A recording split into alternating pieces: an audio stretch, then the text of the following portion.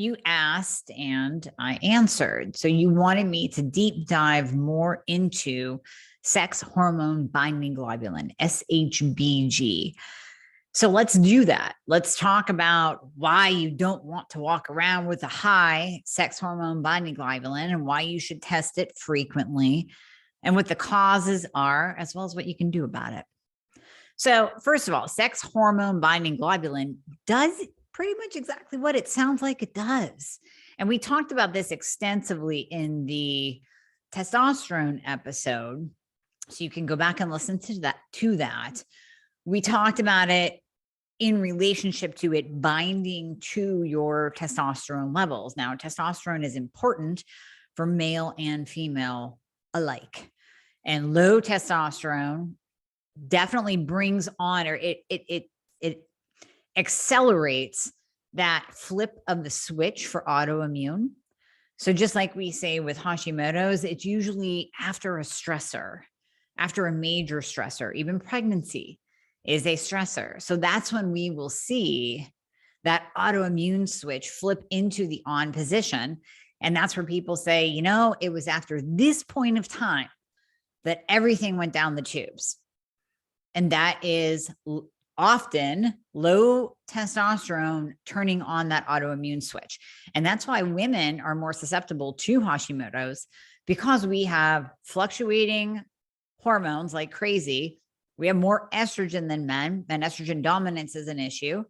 And then we have lower testosterone levels. Testosterone is very, very protective to the immune system. So when we have high sex hormone binding globulin, it can bind to testosterone, lowering the total or making it virtually inactive. And it will bind to the free, making it inactive. It will lower the total. And then it will bind to thyroid hormone as well. And we don't want that when we're trying to optimize your thyroid. That's pretty much the last thing we want. Now, a couple of the things that actually increase SHBG, one of them can be hyperthyroidism. Now, let me clarify.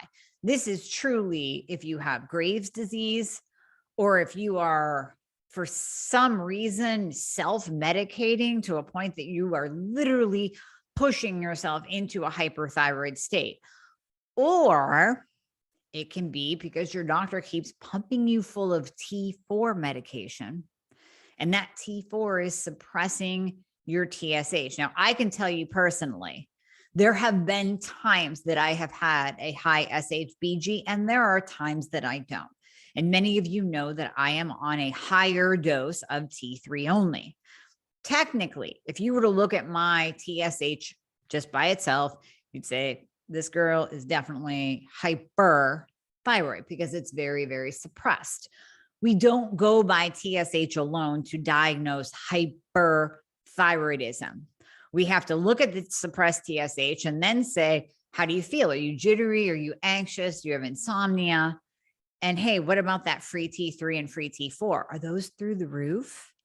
Are they actually jacked up, elevated? Then yeah, you might have hyperthyroidism.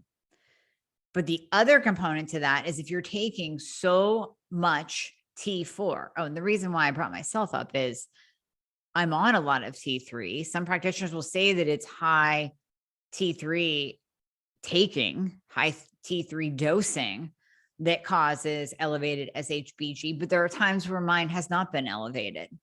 So I'm not 100% diving into that theory because there's so many other causes of it. But if you are taking a large amount of T4 and your TSH is suppressed, you most likely are not feeling hyper, and your free T3 probably isn't through the roof, not with that much T4. But all that T4 could suppress your TSH and cause elevated SHBG. The other thing to consider is liver. Now, normally this is with liver disease, but we do want to give some love to the liver because the liver processes our hormones. The liver processes toxins, and all of the toxins that we are exposed to on a daily basis in the air that you breathe, in the water you drink, even if you're getting organic foods and fruits and vegetables, which is awesome. Good. I'm glad you're doing that. but they could still be sprayed with pesticides. So let's face it, our liver takes a beating. How about that Bath and Body Wash stuff the smelly stuff that's in your shower, or the lotion that you slather on your body after you get out of the shower? All of that is loaded with toxins, unless you're going that organic paraben-free route, loaded with toxins and loaded with xenoestrogens, which leads me to my next factor in elevated SHBG, estrogen dominance. So if you have estrogen dominance just through having low progesterone in relationship to your estrogen, or you are pounded with xenoestrogens, meaning you're slathering on that Bath and Body Works stuff on your body, and you're drinking a lot of alcohol, and you're microwaving in plastic and still drinking out of plastic water bottles, your body is most likely high in xenoestrogens. It's not going to show up necessarily on an estrogen test. So we could test your blood and it's not going to pop up, oh my gosh, this person is estrogen dominant, if you're just exposed to the fake estrogens. But that can be a cause of elevated SHBG. Birth control, ladies, we've talked ad nauseum of how birth control can directly affect your thyroid function. It can downregulate your thyroid function, meaning it's pushing it into the toilet and making it not work very well. Birth control is nothing but fake synthetic hormones. They are not bioidentical. They do not look like anything that is naturally produced by your body. And yet birth control is prescribed left and right. I was on it too. I'm not shaking a finger without one pointing back at me. I get it.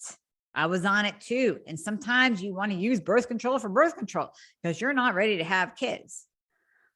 However, please note and know this in your mind that while you are on that birth control, oral, the Mirena, IUD, whatever, you are pumping synthetic hormones into your body. You're most likely making yourself estrogen dominant. You're most likely tanking your thyroid because of it. We can't balance your hormones while you're putting fake ones in. And you're probably not going to lose the weight until you get off that birth control. Now, maybe we can break through that and it can still happen. I still competed and lost weight when I was on birth control and didn't know any better. But that is one huge factor. If your SHBG is high, please note that it could be that birth control that is inside of you or that you're taking on a regular basis. Obesity, excess body fat. So we know that excess body fat will increase sex hormone binding globulin. Now, it can just be that you're carrying excess body fat for whatever reason. Maybe if you're eating like garbage, if you're insulin resistant, if your thyroid's in the tank, if your testosterone's in the tank, which is probably correlated to the high SHBG, whatever is that cause of your weight gain, that excess body fat not only increases your estrogen. So see how everything is tied together, right? That excess body fat increases your estrogen because estrogen is stored in body fat. So that's one way to get excess estrogen. Just stay overweight. Don't make any changes. Don't try to optimize your thyroid. Just stay right there. And then the excess body fat that comes from insulin resistance, because if you're insulin resistant, pre-diabetic, your body is in a constant state of fat storage. It cannot shift over into a fat burning mode. It stays in that fat storage mode. And because of that excess fat and the insulin resistance, so high insulin levels, also push up sex hormone binding globulin. Another cause, which is kind of contradictory to what we just said, it would be low caloric dieting. However, if you are overweight, if you're like, oh my gosh, I need to lose this weight, I'm going to go on a diet, and you start cutting your calories and you are doing too low of a calorie intake, male or female, I'm talking to both of you, that low caloric dieting, which is not the same as low carb dieting for insulin resistance, that low caloric dieting will increase sex hormone binding globulin. So now you're screwed. Now you're trying to lose weight by cutting your calories down to nothing. What's going to happen is you're going to increase your sex hormone binding globulin, which is going to bind to your thyroid hormone, which gives you a metabolism, which is going to bind to testosterone that gives you a metabolism. It's also going to decrease your leptin, that satiety hormone. So you're always going to be hungry and you're starving yourself in the process. So now you get a double whammy of starvation and hunger signals. And your body does go into starvation mode and it will hold on to every little fat cell for dear life. So don't do a starvation diet. That's just silly. Another cause that I see almost every day in my female patients is low protein intake. Now, we talk about protein and the importance of it for your hair, for your muscles, for testosterone, for working out, for losing weight. But we also have to talk about it in context of elevated SHBG. So if your protein intake is low, your SHBG will go up. And there are studies on this. There are studies. Protein is so important that human omnivores were found to have 23% lower levels of SHBG than their vegetarian counterparts. So you vegans and vegetarians out there, get your SHBG tested because chances are it's elevated and that will bind to testosterone and bind to thyroid hormone and render it useless. And you will never lose weight if that is the case. And then in addition, your vegetarian and veganism is keeping you from getting whole protein sources. So when you're complaining about your hair and your hair loss, that's a big one. That is a big one. Lack of amino acids, low protein intake is a big one. So by low, I know you're going to ask me this, so I'm going to say it. Ladies, I mean minimal 80 grams a day of animal-based protein. That's your chicken, your fish, your grass-fed red meat, your eggs. You can use a whole body collagen. People go, does that count for a protein? Yes, it does. A hydro beef collagen-based good protein powder. That's another one. There are so many different sources of protein out there.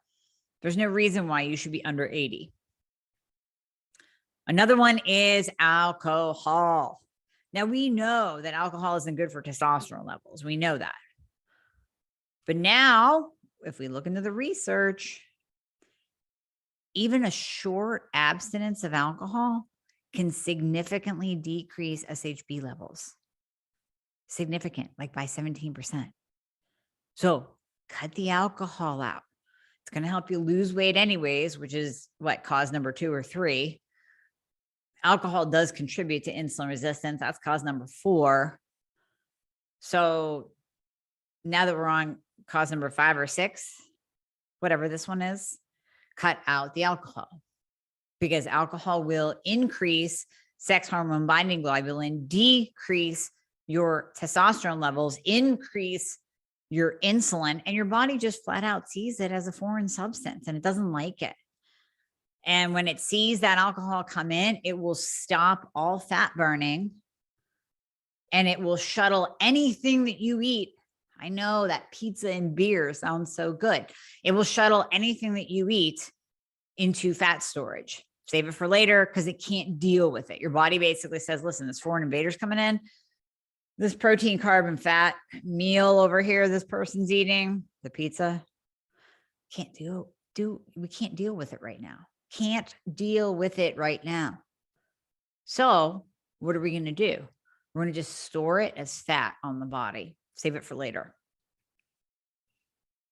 Okay, there are some medications that can increase SHBG. Now, we talked about insulin earlier. So if you happen to be an insulin dependent diabetic or you're type 1 diabetic and you have to take insulin or use an insulin pump, you want to keep an eye on your SHBG because that can go up. Obviously, any kind of estrogen. Now, if we're using estradiol on you, chances are you're a menopausal woman and you need it. But for some ungodly reason, and I will say this, I have had 2 male patients come to me and they let me know that their doctor, before starting working with me or my team, had them on a medication. See, now I'm drawing a blank. I just asked the patient the other day, what was that name of that medication again? Because you said it before, it begins with a C. Had them on a medication that increases their estrogen, and they're men. I have no idea what either of their doctors were thinking. I don't know if they thought that maybe it was an aromatase inhibitor and they misprescribed, but these guys had estrogen levels through the freaking roof and it did nothing for their testosterone.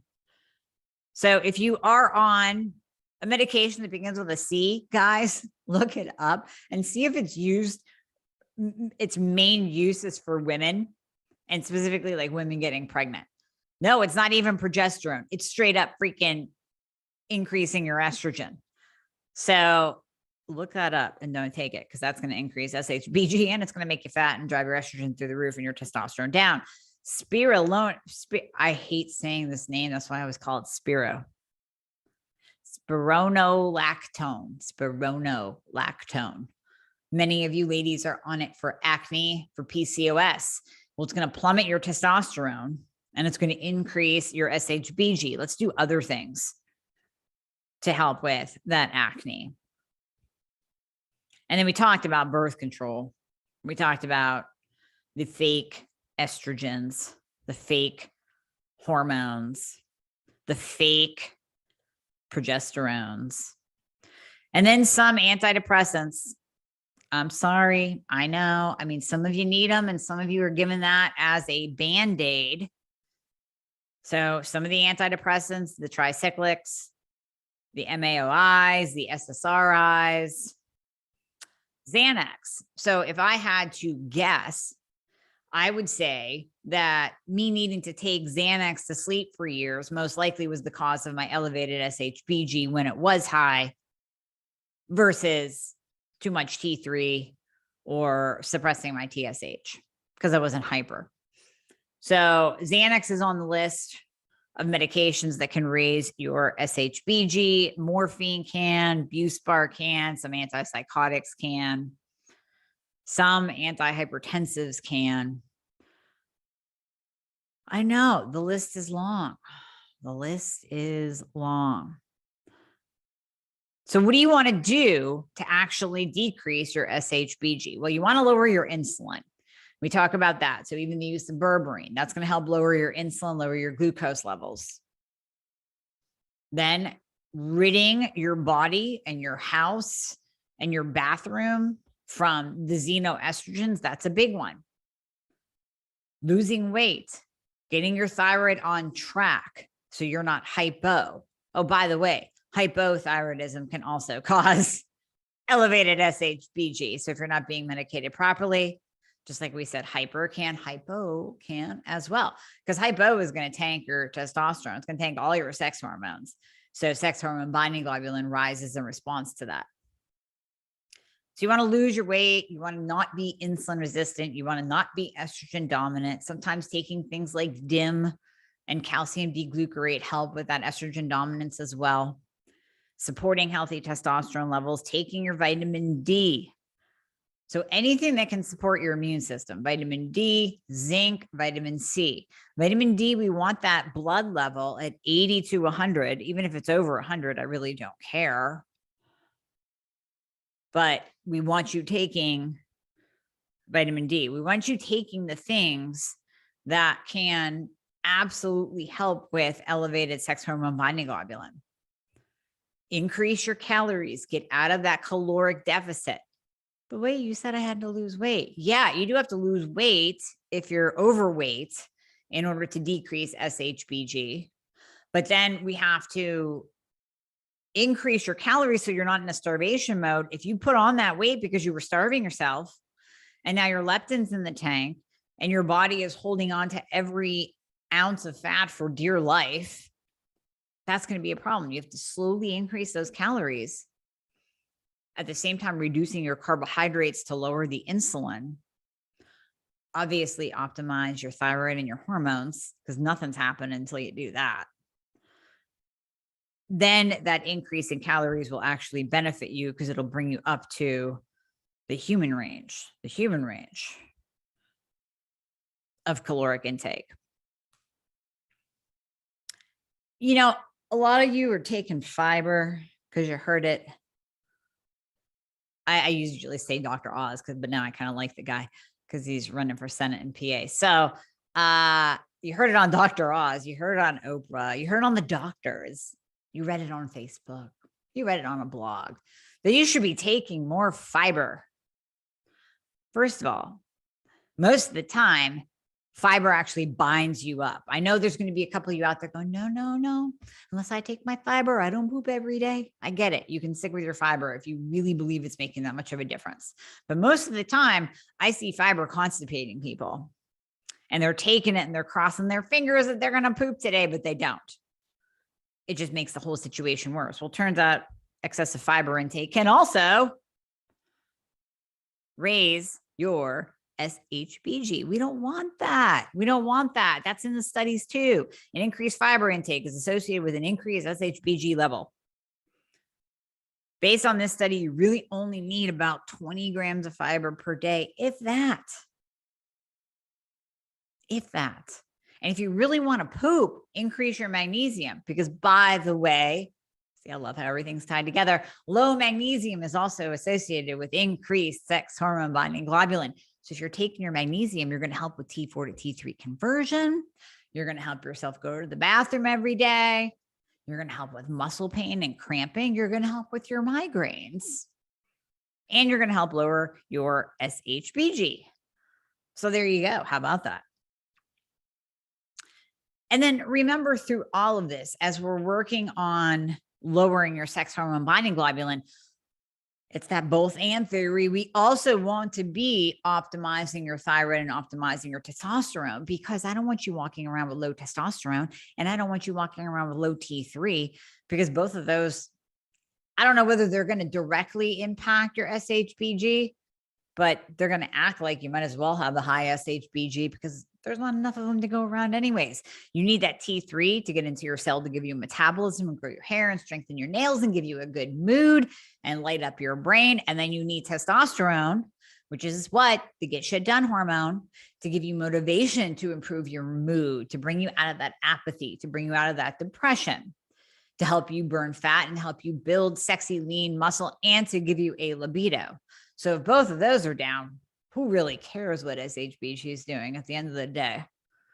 You got to work on those two in addition to figuring out if you have high SHBG and what to do and to lower that. So DIM, calcium D-glucarate, detox support packets to support the liver. I love doing a liver support once every quarter. So every time the seasons change, you run 1 pack a day for 30 days of the liver detox support from Designs for Health, and then run it again in a couple of months. And always, always, always support your liver, because remember, all your hormones are methylated through your liver, and T4 to T3 conversion happens in the liver too. Boron, which I have not tried, so I'm not speaking from experience, I'm speaking from studies. Boron has actually been shown to lower SHBG. Now, the quality of boron I know is very, very important.